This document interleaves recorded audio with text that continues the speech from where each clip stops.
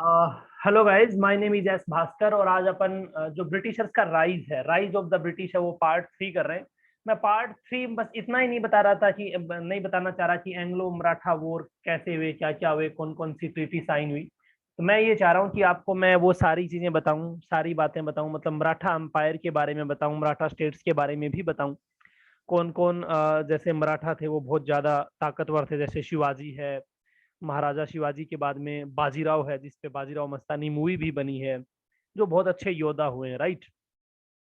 तो मैं थोड़ा सा पहले मराठा स्टेट को कवर करूंगा और आफ्टर दैट अपन जो मराठा का अंग्रेजों के साथ जो युद्ध हुए हैं, एंग्लो मराठा वॉर्स, वो भी मैं कवर करूंगा। तो आई होप आपने बाकी के जो 2 सेशन थे मॉडर्न हिस्ट्री के वो अच्छे से एंजॉय किए होंगे। और एक बार मॉडर्न हिस्ट्री जैसे ही कंप्लीट हो जाएगी तो मैं पूरा का पूरा जो प्रीवियस ईयर के पेपर हैं, चाहे वो SSC, CGL, CF, CHSL, CPO, MTS, चाहे बैंकिंग के कुछ एग्जाम्स में जिसमें नेशनल लेवल का जीके आता है, चाहे रेलवे के एग्जाम्स हो, एनटीपीसी, डी ग्रुप वगैरह, या फिर स्टेट पीसीएस के एग्जाम्स जिनमें ये क्वेश्चंस पूछे गए हैं मॉडर्न हिस्ट्री से, वो मैं थोरोली आपके साथ डिस्कस करूंगा, राइट। तो आपको आइडिया भी लग जाएगा कि किस टाइप के क्वेश्चंस पूछे जाते हैं। तो अगर मैं बात करूं कि मराठा स्टेट और मराठा अंपायर का जो राइज है, जो बिगिनिंग है, वो स्टार्टिंग है, वो होती है 1674 में, यानी 1674 के अंदर। और जो उनका सबसे बड़ा योद्धा है, जो सबसे बड़ा राजा है, वो महाराज शिवाजी हैं, राइट। शिवाजी महाराजा, जिनको महाराष्ट्र में ही नहीं ऑल ओवर इंडिया में अपन बहुत ज्यादा तवज्जो देते हैं, बहुत ज्यादा मानते हैं। तो उनके रिगार्डिंग क्या क्या क्वेश्चन एग्जाम में बन सकते हैं वो अपन कवर करेंगे, राइट। तो जो शिवाजी का जो जन्म है, वो जो बोर्न हुए, वो एक जगह है महाराष्ट्र में, उसका नाम है शिवनेरी। क्या नाम है? शिवनेरी। उनके नाम से ही आप याद रख सकते हैं, शिवनेरी। शिवाजी जन्मे थे 1627 में, ठीक है। शिवाजी का जो फादर का नाम है, मतलब उनके पापा का जो नाम है, वो है शाहजी भोंसले, ठीक है। शाहजी भोंसले। और उनकी जो मदर है, शिवाजी की जो मदर है, उसका नाम आपने बहुत बार सुना होगा, छोटी क्लासेस में पढ़ा होगा, जीजाबाई, राइट। और उनके जो गुरु हैं, जो रिलीजियस टीचर जिसको बोलते हैं, वो कौन है? वो है रामदास। तो ये तीनों चारों बातें बहुत इंपॉर्टेंट है, ये मैंने आपको बता दी, राइट। शिवाजी ने 1647 में अपनी जो जागीर है वो संभाली थी, मतलब जो विरासत जो उसको उनको मिली थी वो संभाली थी। ये इतना इंपॉर्टेंट नहीं है, लेकिन मैंने थोड़ा बता दिया ताकि माहौल सेट बन जाए। अब होता क्या है कि बहुत सारे लोगों ने शिवाजी को पनिशमेंट देने की कोशिश की, हराने की कोशिश की, लड़ाई करने की कोशिश की, डायरेक्टली इनडायरेक्टली, जिसमें औरंगजेब का नाम भी शामिल है, आदिल शाह जो बीजापुर के रूलर हैं उनका नाम भी शामिल है, जो डेक्कन के शाइस्ता खान है उन्होंने भी काफी ट्राई किया, लेकिन शिवाजी को वो लोग नहीं हरा पाए। लेकिन एक बंदा था जो औरंगजेब ने अपॉइंट किया था, उसका नाम था राजा जयसिंह। क्या नाम था? राजा जयसिंह। राजा जयसिंह ने शिवाजी को धोखा दे करके बुला लिया था अपने पास और फिर बंदी बना लिया था। और राजा जयसिंह को औरंगजेब के कोर्ट में आगरा ले गए, वो आगरा के एक फोर्ट में ले गए थे और औरंगजेब के सामने पेश किया था, ठीक है। जयसिंह ने किसको बंदी बनाया था? शिवाजी को, धोखे से, मतलब चालाकी से अपने पास बुला करके। बाद में शिवाजी कैसे ही वहां से निकल गए, भाग के आ गए। और बाद में एक ट्रीटी साइन की गई थी जिसको बोलते हैं treaty of Purandar. Treaty of Purandar. जब पीसीएस वगैरह के एग्जाम में बहुत डीप में क्वेश्चन आता है तभी ये क्वेश्चन बनेगा, अदरवाइज ये क्वेश्चन इतना इंपॉर्टेंट नहीं है। मतलब वहां से शिवाजी निकल के आ गए थे तो कुछ खास उनका बना नहीं था। अच्छा, उसके बाद में क्या हुआ कि 1674 में, 1674 में, यहाँ मराठा एम्पायर स्टार्ट होता है। अगर आपको मैंने अच्छे से बताया हो तो देखो, मैंने बताया था ना 1674 में मराठा एम्पायर स्टार्ट हुआ। मैंने ऐसा क्यों बोला? क्योंकि 1674 में शिवाजी का राज्याभिषेक हुआ था। क्या हुआ था भाई? राज्याभिषेक हुआ था। अब आप लोगों के माइंड में एक क्वेश्चन आ सकता है जो इंग्लिश मीडियम से है, राज्याभिषेक का मतलब होता है कोरोनेटेड करना, किसी को कोरोनेटेड करना। सेरेमनी हुई थी, ओथ सेरेमनी हुई थी, मतलब ऑफिशियली शिवाजी ने खुद को वहां का किंग डिक्लेयर कर दिया था, राइट। और उस टाइम पे क्वेश्चन ये पूछा जाता है कि राज्याभिषेक के टाइम में इनकी कैपिटल कौन सी थी? तो कैपिटल आपको याद रखनी है रायगढ़। कौन सी कैपिटल थी? कैपिटल मतलब राजधानी रायगढ़ थी। एक बात। शिवाजी ने कौन सा टाइटल एज्यूम किया था? ये बहुत इंपॉर्टेंट क्वेश्चन है। तो शिवाजी ने खुद को हिंदुइज्म, जो हिंदू रिलीजन है, जो हिंदू धर्म है, उसका रक्षक बताया था। क्या बताया था? रक्षक ऑफ हिंदुइज्म। ठीक है, रक्षक ऑफ हिंदुइज्म मतलब खुद को हिंदू धर्म का रक्षक बताया था शिवाजी ने।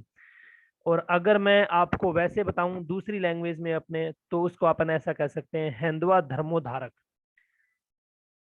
हिंदुआ, हिंदुआ कह लो, हिंदुत्वा कह लो, हिंदुइज्म कह लो, धर्मोधारक।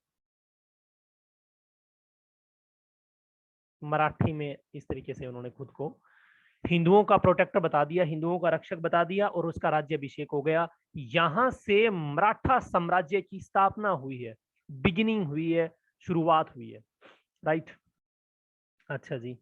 उसके बाद में मतलब शिवाजी का मुगलों के साथ जो स्ट्रगल है, जो लड़ाई है, वो चलती रही, लगातार चलती रही। राइट।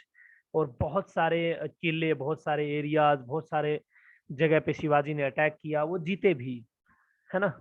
शिवाजी के एडमिनिस्ट्रेशन में एक क्वेश्चन पूछा जाता है कि उन्होंने एक कॉन्सेप्ट दिया था, उसका नाम है अष्टप्रधान। क्या नाम है? अष्टप्रधान मतलब 8 लोग थे, 8 चीफ हुआ करते थे, अलग अलग डिपार्टमेंट में 8 लोग मतलब अपॉइंटेड थे उनके, अष्टप्रधान बोलते थे उनको। तो उसमें जैसे कोई मंत्री था, कोई सचिव था, कोई सादर था, कोई सेनापति था, ऐसे बहुत सारे लोग थे, है ना। लेकिन जो सबसे इंपॉर्टेंट जो पोस्ट थी, जिसके बारे में क्वेश्चन पेपर में आ सकता है, वो पोस्ट थी पेशवा। आपने बाजीराव मस्तानी में नाम सुना होगा, पेशवा ने बुलाया है बाजीराव जाता है ना, पेशवा। तो ये बहुत इंपॉर्टेंट पोस्ट थी, पेशवा वाली जो पोस्ट है वो बहुत इंपॉर्टेंट हुआ करती थी। तो जो 8 जो पोस्ट थी ना अष्टप्रधान में, जिसमें सबसे पहली जो पोस्ट है ना वो इंपॉर्टेंट है, बाकी इतनी इंपॉर्टेंट नहीं है, लेकिन ये पेशवा थी। अच्छा, अब पेशवा क्या करता था? देखो, शिवाजी के टाइम में और शिवाजी का के बाद का जो कुछ टाइम है, जैसे संभाजी वगैरह आगे आएंगे, उस टाइम पेशवा देखता था फाइनेंस। फाइनेंस समझते हो? जो स्टेट का वित्त विभाग होता है ना, वित्त मतलब पैसों का लेन देन जो होता था, कहाँ पे खर्चे हो रहे हैं, कहाँ पे चीजें क्या चल रही हैं, वो पेशवा देखता था। अच्छा, इसके फाइनेंस के अलावा वो एडमिनिस्ट्रेशन भी देखता था। एडमिनिस्ट्रेशन का मतलब समझते हो भी आप लोग? एडमिनिस्ट्रेशन का मतलब एक तरीके से आप समझ लो संचालन करना, एक मतलब अपने राज्य का संचालन किस तरीके से, जैसे डीएम होता है ना, डिस्ट्रिक्ट मजिस्ट्रेट, जिला कलेक्टर, वो क्या होती है? आईएएस जो बनते हैं वो इंडियन एडमिनिस्ट्रेटिव सर्विस ही तो होती है। तो वो एक पर्टिकुलर एरिया का, टेरिटरी का, जिले का, स्टेट का संचालन करते हैं, वहाँ के अफेयर्स को, वहाँ पे क्या क्या डेवलपमेंट्स हो रहा है उसको कंट्रोल करते हैं। ये पेशवा का काम था। ठीक है। धीरे धीरे शिवाजी ने बहुत अच्छा काम किया। आफ्टर द शिवाजी, शिवाजी के बाद में उनका जो बड़ा बेटा, उनके 2 बेटे थे शिवाजी के, ठीक है, जो हिस्ट्री में मेंशन्ड है। पहला बेटा था सांबाजी। राइट। और जो दूसरा शिवाजी का बेटा था वो था राजा राम। राजा राम। तो देखो, इन दोनों के बीच में थोड़ा कॉन्फ्लिक्ट हुआ था, थोड़ी लड़ाई हुई थी कि भी कौन सत्ता में आएगा। तो सांबाजी ने राजा राम को हरा दिया, सांबाजी बन गया राजा शिवाजी के बाद। ठीक है। संभाजी ने कोई ज्यादा मतलब इतना मतलब परचम नहीं लहराया है, इनकी नॉर्मल सी हिस्ट्री है, तो इन पे कुछ खास क्वेश्चन बनते नहीं है। फिर राजा राम आए, राजा राम ने भी नॉर्मल सा प्रोसेस किया। राजा राम 17 में मारे गए थे, जो बाद में आगे जाकर के कैपिटल बन जाएगी सतारा, इसलिए मैंने आपको बता दिया।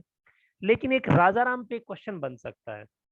क्या क्वेश्चन बन सकता है कि अष्ट प्रधान के अलावा 8 प्रधान वाली प्रथा तो थी, राजा राम ने एक प्रथा और स्टार्ट की। और अगर आपको याद हो तो आपने एक वर्ड सुना होगा, पंथ प्रतिनिधि। बाजीराव मूवी में जो बाजीराव को चैलेंज करता है ना, वो कौन होता है? वो पंथ प्रतिनिधि होता है। तो जो पंथ प्रतिनिधि जो प्रथा थी ना, वो अष्टप्रधान के बाद में, 8 लोग तो हो ही गए इसमें, 8 पीपल, ये एक हो गया, मतलब टोटल कितने लोग हुआ करते थे? 9। ये 9 मंत्री समझ लो आप, ऐसे मान लो। तो राजा राम ने पंथ प्रतिनिधि की शुरुआत की थी। ये अगर क्वेश्चन मराठा साम्राज्य से डीप में अगर क्वेश्चन आएगा तो यही क्वेश्चन बनता है राजा राम से। उसके बाद में राजा राम के बाद में जो शासक बना था वो उसका छोटा बेटा बना था, शिवाजी सेकंड बोलते हैं उसको, मतलब राजा राम का बेटा था, राजा राम का बेटा है, उसको बोलते हैं शिवाजी सेकंड। शिवाजी वो नहीं विक्रमादित्य द्वितीय, ऐसे शिवाजी सेकंड बना। ये बहुत छोटा लड़का था। तो इस टाइम में शासन कौन संभाला? शासन संभाला ताराबाई ने। ये नॉर्मल चला, इसमें कुछ खास डेवलपमेंट वगैरह हुए नहीं। ठीक है, मुगल्स के साथ इनका स्ट्रगल चलता रहा। ताराबाई के बाद में मराठा साम्राज्य में आया शाहू। ठीक है, शाहू महाराज। शाहू महाराज आए। शाहू महाराज के टाइम पे भी कुछ खास डेवलपमेंट नहीं हुआ। उसके बाद में जो नेक्स्ट शासक आया मराठा एम्पायर में, वो आए थे बालाजी विश्वनाथ। कौन आए थे भी? बालाजी विश्वनाथ। अब जैसे कई बार अपन बोलते हैं ना कि अपने को मूवी देखने से बहुत सारी चीजें याद हो जाती हैं, तो बालाजी विश्वनाथ कौन था? आपने देखा होगा बाजीराव बल्लाड़ ऐसा बोलता नहीं है कि मैं बाजीराव बल्लाड़ बालाजी विश्वनाथ का सुपुत्र, ऐसे बोलता है ना। तो जो बाजीराव बल्लाड़ था ना, वो बालाजी विश्वनाथ का बेटा था। तो आप ऐसा समझ लो बालाजी विश्वनाथ उनके फादर थे बाजीराव के। ठीक है। अच्छा, अभी अब बालाजी विश्वनाथ पे इंपॉर्टेंट क्वेश्चन क्या बनेगा? इन्होंने क्या काम किया कि पहले तो अष्टप्रधान और प्रतिनिधि हुआ करते थे। इन्होंने जो पेशवाई है ना, पेशवाई जो पेशवा वाला जो पोस्ट है, वो खुद ले लिया। मतलब बालाजी विश्वनाथ एक ऐसा राजा था जो पहला पेशवा कह सकते हो इसको अपन। तो ये बहुत इंपॉर्टेंट क्वेश्चन बनता है। और इसको इन मतलब क्वेश्चन ये पूछा जाता है, first Peshwa king from the Maratha umpire. तो फर्स्ट पेशवा किंग है बालाजी विश्वनाथ। कोई दिक्कत? ये आपको थोड़ा सा यहाँ पे याद रखना है। उसके बाद में बालाजी विश्वनाथ के बाद में इनका बेटा, आपको पता ही है क्या नाम है, उनका नाम था बाजीराव। क्या नाम था भी? बाजीराव बल्लाड़। बाजीराव। इनको बाजीराव फर्स्ट भी कह सकते हो आप, राइट। बाजीराव किंग बने। बताते हैं कि बाजीराव ने मतलब ऐसा मान लो 20 साल की उम्र में ये मतलब जो पेशवाई का पद है वो धारण कर लिया था, जागीर संभाल ली थी। बहुत सारे युद्ध लड़े। मतलब जो मराठा साम्राज्य है ना, उनमें गोरिल्ला युद्ध समझते हो, छिप करके युद्ध लड़ना, सामने वाले को पता ही नहीं लगने देना कि क्या हुआ उसके साथ। उस टेक्निक का बादशाह माना जाता है बाजीराव को। ठीक है, बहुत सारे युद्ध लड़े, बहुत सारे किले इन्होंने जीते, राइट। उनका एक बहुत ही फेमस स्टेटमेंट है, वो मैं आपको बोल के बता देता हूँ मुगल्स के बारे में। बालाजी मतलब बाजीराव का क्या कहना था, मुगल्स के बारे में वो क्या सोचते थे।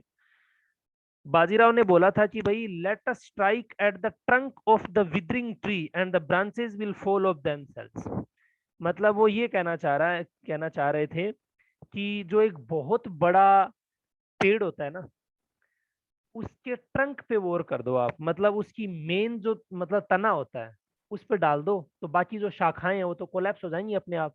तो वो ये कहना चाहते थे कि भी जो मुगल है ना, आपने सुना भी होगा डायलॉग जो है ना उस मूवी में, वो इसकी जड़ें, वो तीर मारता है, मुगल साम्राज्य इसकी जड़ें हैं, जड़ों को काट दो तो बड़े से बड़ा पेड़ भी लड़खड़ा जाता है, बड़े से बड़ा सिंहासन भी हिल जाता है।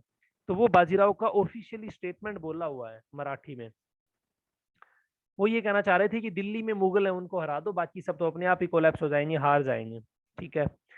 फिर जो बाजीराव प्रथम है उनका बेटा कौन था? उनका बेटा का नाम था बालाजी बाजीराव। क्या नाम था भाई? बालाजी बाजीराव। इनमें जितने क्वेश्चन बनेंगे इंपोर्टेंट मैं आपको बताता रहूंगा। बालाजी बाजीराव को बोलते थे नाना साहब। ये एक क्वेश्चन बन जाता है कि इनमें से नाना साहब किसका नाम था। तो नाना साहेब नाम था बालाजी बाजीराव का। ठीक है, नाना साहब कह लो या बालाजी बाजीराव कह लो। ठीक है। अब यहाँ पे बहुत ही इंपॉर्टेंट क्वेश्चन बनता है, और वो क्वेश्चन है third battle of Panipat. Third battle of Panipat. Third battle of Panipat. Panipat की तीसरी लड़ाई। तो पानीपत की तीसरी लड़ाई कहाँ पे लड़ी गई, कब लड़ी गई, वो मैं आपको बताऊंगा। अब देखो भी, जो थर्ड बैटल ऑफ पानीपत है वो लड़ी गई थी 1761 में। कोई दिक्कत नहीं यहाँ तक? ठीक है। अब इस बैटल में मराठा हारे थे। बेसिकली अगर मैं इस युद्ध की बात करूं तो मराठाओं का युद्ध हुआ था। कौन था इस युद्ध में? इस पे मूवी भी बन चुकी है, पानीपत, जो है ना, अर्जुन कपूर और संजय दत्त वगैरह हीरो हैं, आप देखना मूवी। तो अहमद शाह अब्दाली, कौन है? अहमद शाह अब्दाली, ठीक है। अहमद शाह अब्दाली था मुगलों की ओर से, ठीक है। और लड़ा किसके साथ था? वो मराठाओं के साथ। तो मराठा और अहमद शाह अब्दाली के बीच में ये युद्ध हुआ। मराठाओं की क्या हुई थी? हार हुई थी इस वाली लड़ाई में। ये पानीपत की तीसरी लड़ाई 1761 में है। पानीपत हरियाणा में है, वहां पे ये लड़ाई हुई। अब आपके माइंड में एक क्वेश्चन आ सकता है कि sir first and second battle कब हुई, किसके बीच हुई? वो भी मैं आपको बता रहा हूं यहाँ पे, ताकि आपका रिकॉल हो जाए मिडिवल हिस्ट्री। देखो भी, तो पानीपत की पहली लड़ाई मैं आपको बता देता हूँ, फर्स्ट बैटल ऑफ पानीपत।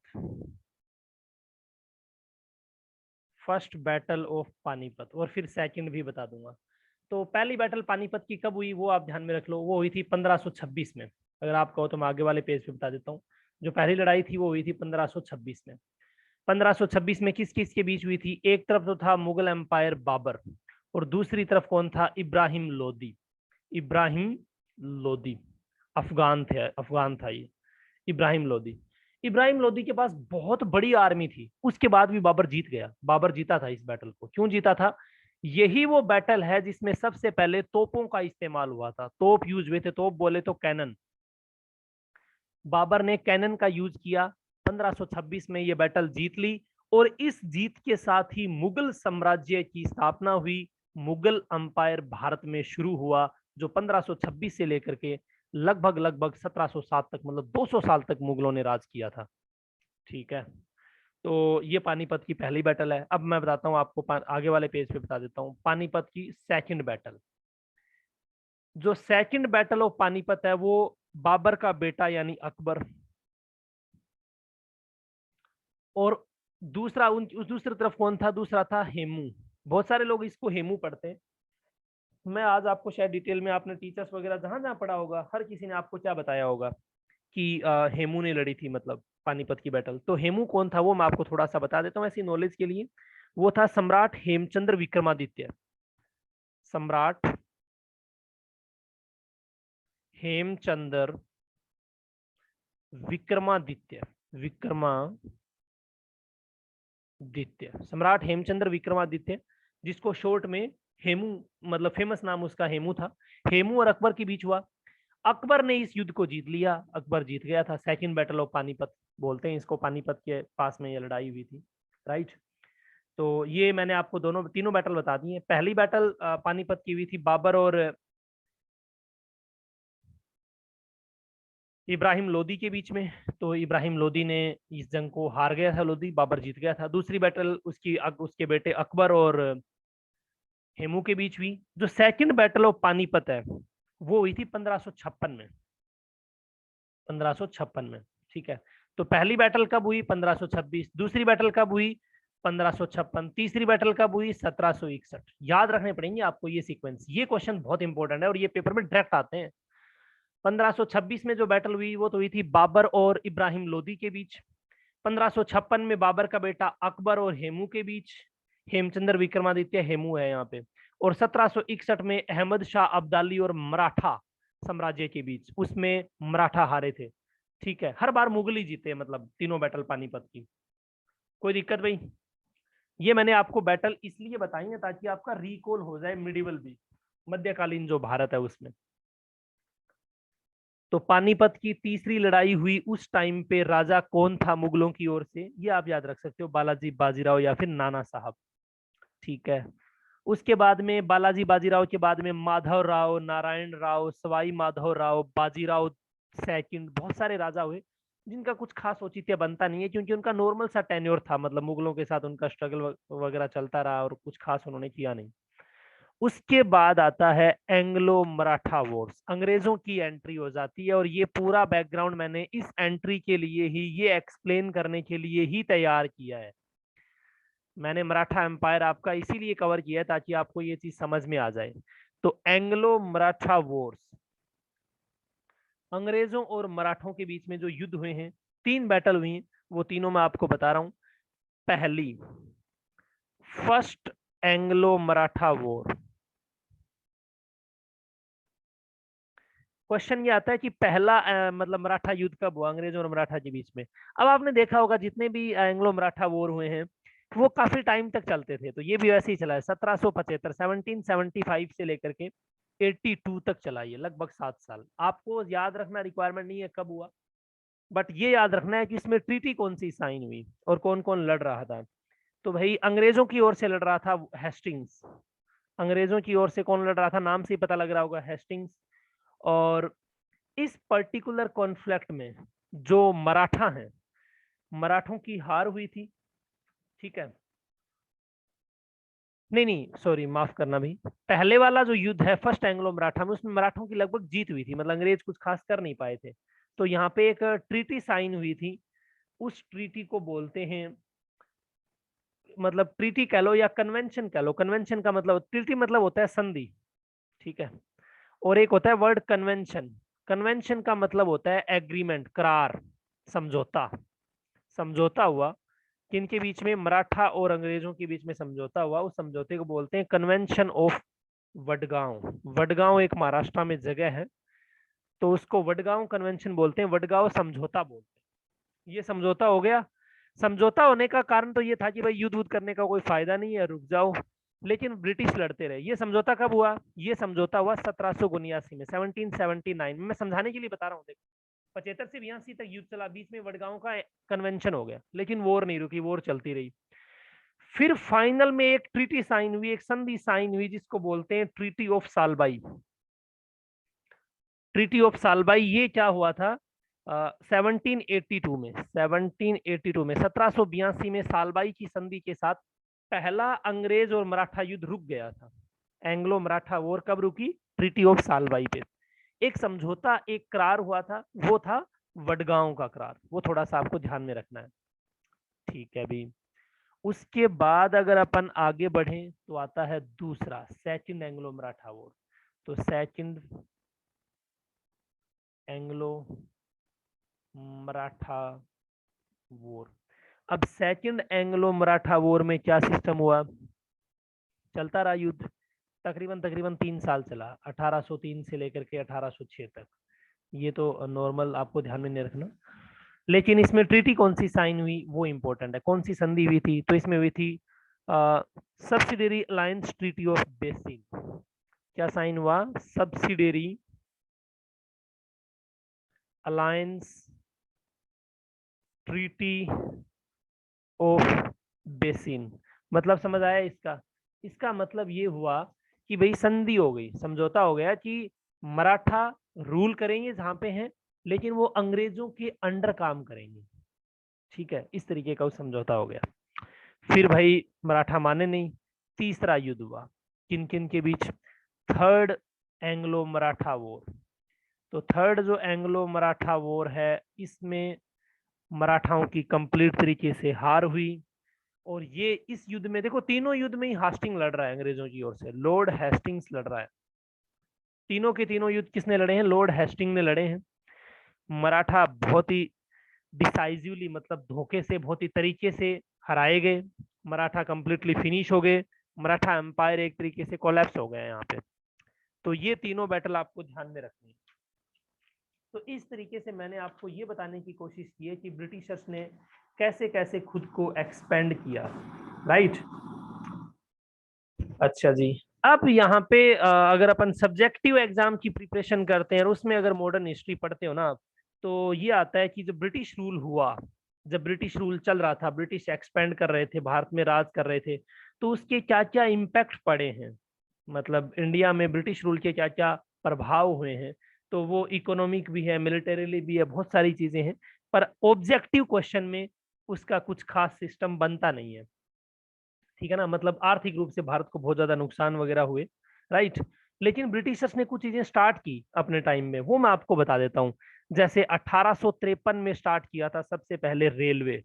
तो क्वेश्चन पेपर में पूछा जाता है, रेलवे की शुरुआत कब हुई, 1853 में। क्या 1853 में सिर्फ रेलवे स्टार्ट किया था, नहीं। रेलवे के अलावा 1853 में एक चीज उन्होंने और स्टार्ट की थी, वो की थी पोस्ट ऑफिस, जो आज वाला पोस्ट ऑफिस है ना, जो अपन डाक वगैरह भेजते हैं वो, एंड टेलीग्राफ, कम्युनिकेशन के लिए, संदेश भेजने के लिए।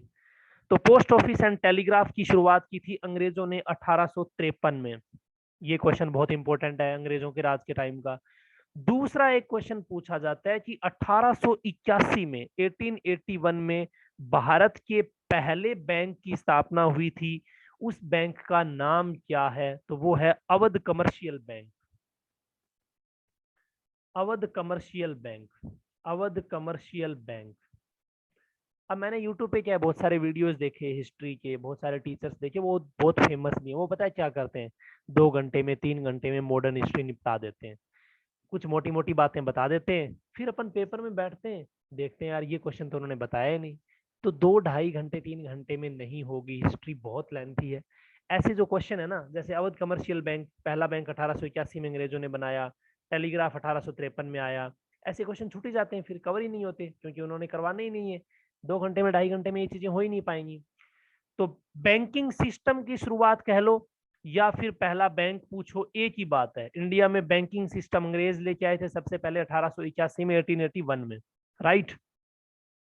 अच्छा, अब आप कहोगे सर ये तो हो गया, उसके अलावा क्या किया अंग्रेजों ने? उसके अलावा अंग्रेजों ने क्या काम किया? 1907 1907 में, 1907 में एक बहुत अच्छा डेवलपमेंट हुआ। इंडस्ट्रीज, उद्योग, उद्योगों की शुरुआत हुई। उद्योग से मेरा मतलब है इंडियन उद्योग की मैं बात करना चाह रहा हूं। Tata iron, Tata iron and steel, Tata iron and steel जो बहुत फेमस कंपनी है, झारखंड के जमशेदपुर में, जमशेदपुर झारखंड में इसको शुरू किया गया। जमशेदपुर झारखंड में 1907 में Tata iron and steel start हुआ। तो टाटा वाला क्वेश्चन 1907 ये याद रखना, ठीक है। ओके, उसके बाद में एक मतलब आपको बहुत इंपॉर्टेंट क्वेश्चन जो पूछा जाता है, कई बार पेपर में आ चुका है, दादा भाई नारोजी। कौन, किसकी बात कर रहा हूँ? दादा भाई नारोजी। कौन है अभी दादा भाई नारोजी, बताओ। देखो, दादा भाई नारोजी हैं वो जो कांग्रेस के जो फाउंडिंग मेंबर है ना, 1885 में जो कांग्रेस बनी थी, उसमें से 3 लोगों ने मिलकर बनाई थी, आगे मैं बताऊंगा। एक तो एओ ह्यूम था, ठीक है, एक दादा भाई नारोजी थे, और एक कुछ मतलब जुल्ले करके, जॉर्ज यूले करके, जॉर्ज यूले, हाँ, जॉर्ज यूले, जॉर्ज यूले करके था। इन 3 लोगों ने कांग्रेस बनाई थी 1885 में। पहली बैठक तेजपाल संस्कृत कॉलेज मुंबई में हुई थी उसकी। तो दादा भाई नारोजी, जॉर्ज यूले और एओ ह्यूम ने कांग्रेस की स्थापना की थी। इस पे बेस्ट क्वेश्चन आता है, ठीक है। तो दादा भाई नारोजी कौन है, ये मैंने आपको थोड़ा सा बैकग्राउंड दे दिया उस चीज का। दादा भाई नारोजी ने एक बहुत फेमस बुक लिखी है जो पेपर में बार बार पूछी जाती है। क्या बुक थी भाई? वो बुक थी poverty and un British rule in India. English में लिखी थी तो नाम भी इंग्लिश में है, poverty and un British rule, un British rule, poverty and un British rule in India, poverty and un British rule in India. ये book दादा भाई नारोजी ने कब लिखी? ये 1867 में लिखी है, मतलब कांग्रेस की स्थापना करने से पहले, कांग्रेस बनाने से पहले उन्होंने ये बुक लिख दी थी, ठीक है। ओके, इन्होंने उस बुक में क्या बताया है? इन्होंने उस बुक में बताया है कि भाई जो ब्रिटिशर्स की जो पॉलिसी थी, अंग्रेजों की जो नीतियां थी, वो ऐसी थी कि यहाँ ब्रेन ड्रेन हुआ है। ब्रेन ड्रेन समझते हो? ब्रेन ड्रेन का मतलब होता है, एक कॉन्सेप्ट होता है, ब्रेन ड्रेन मतलब दिमाग को बाहर चले जाना, मतलब जैसे लोग कनाडा यूएसए वगैरह चले जाते हैं, वो ब्रेन ड्रेन है। लेकिन उन्होंने क्या बताया था? उन्होंने बताया था, सॉरी, ब्रेन ड्रेन नहीं बताया, उन्होंने बताया था ड्रेन ऑफ द वेल्थ। क्या बताया था? ड्रेन ऑफ दी वेल्थ, मतलब जो धन है, जो सोर्सेज हैं, जो पैसा है, वो ब्रिटिशर्स लेके जा रहे थे, ऐसी नीतियां बनाई उन्होंने। इससे भारत को आर्थिक रूप से बहुत ज्यादा नुकसान हुआ था। तो क्वेश्चन इंपॉर्टेंट है, poverty and un British rule in India book किसने लिखी है? दादा भाई नारोजी ने लिखी है, ठीक है भाई। और आगे जाकर के अपन कुछ सिस्टम भी ब्रिटिशर्स लेकर के आए थे, वो था लैंड रेवेन्यू सिस्टम।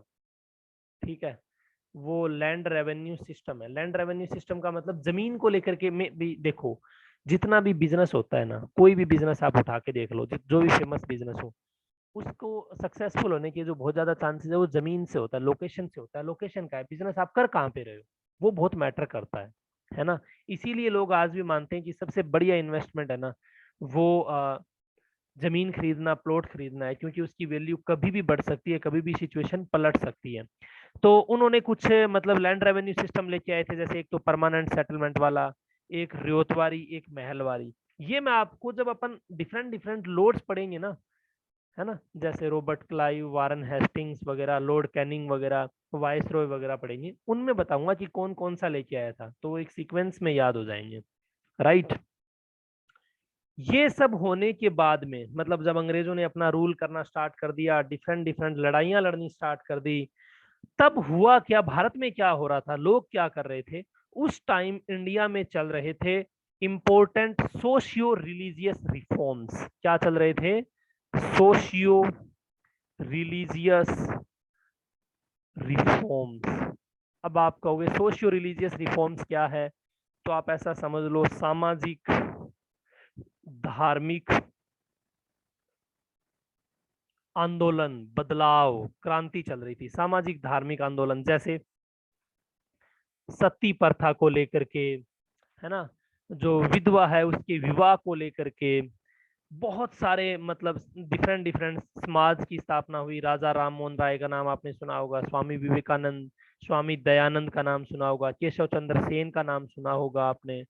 तो वो जो अलग अलग रिफॉर्म हुए हैं, जो अलग अलग मूवमेंट्स हुए हैं, है ना, मतलब रिफॉर्म्स का मतलब तो बदलाव होता है, सोशियो रिलीजियस मूवमेंट का मतलब होता है आंदोलन। तो वो जो चीजें हुई है ना, वो मैं आपको बताऊंगा। तो अगला जो टॉपिक है, अगला जो अपना वीडियो रहेगा, वो ब्रिटिशर्स में यही रहेगा कि क्या क्या सोशियो रिलीजियस मूवमेंट हुए, क्या क्या चीजें हुई। उसके बाद अपन जाएंगे 1857 की क्रांति पे, और उसके बाद फिर कांग्रेस की स्थापना 1885 में। और फिर कांग्रेस ने मतलब कैसे आजादी दिलाने में एक भूमिका निभाई है, और उसके साथ साथ और कौन कौन लोग थे उस टाइम में, और क्या क्या हुआ था। राइट। तो ये चीज आपको मतलब नेक्स्ट वीडियो में जानने को मिलेगी कि क्या क्या सामाजिक और धार्मिक आंदोलन हुए, और क्या क्या परिवर्तन आया, बदलाव क्या क्या है, रिफॉर्म्स क्या क्या है, उसके बाद 1857 की क्रांति। तो आई होप आप लोगों को बहुत अच्छे से समझ में आ रहा होगा ये। Right. Okay guys, bye bye.